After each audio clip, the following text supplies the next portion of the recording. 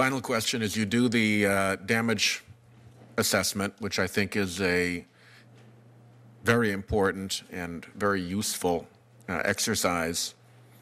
I suspect that things that we are not necessarily aware of now will be disclosed now that you are in the department. There are people who are willing to bet their lives and their careers to become whistleblowers. There are people who are willing to give up the job that they love to get away from an administration that is tainting the department. There are others who will simply hunker down until the storm is through, and when they believe they have legitimate management again, they will come back out and it'll be, hey boss, I've had this memo in my drawer for 6 months.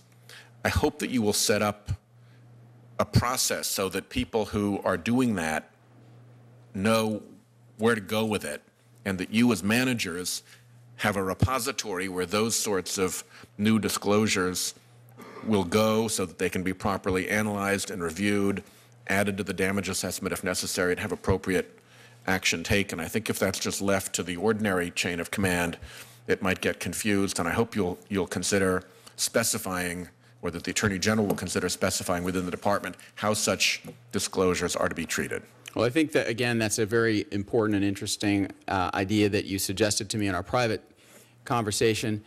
I am a big believer in whistleblowers and in the need to make sure that people feel comfortable coming forward to make complaints. And I will say, and to bring problems to the attention of management. And I will say that I don't view that only as an exercise about people blowing the whistle on the past. I think what we need is a process that encourages whistleblowing in this administration and any other administration going forward. This is the business of making sure that we're doing the right thing is an ongoing business, and so my commitment will be that I will work with the Attorney General. We'll talk with the career lawyers who've dealt with these kinds of issues.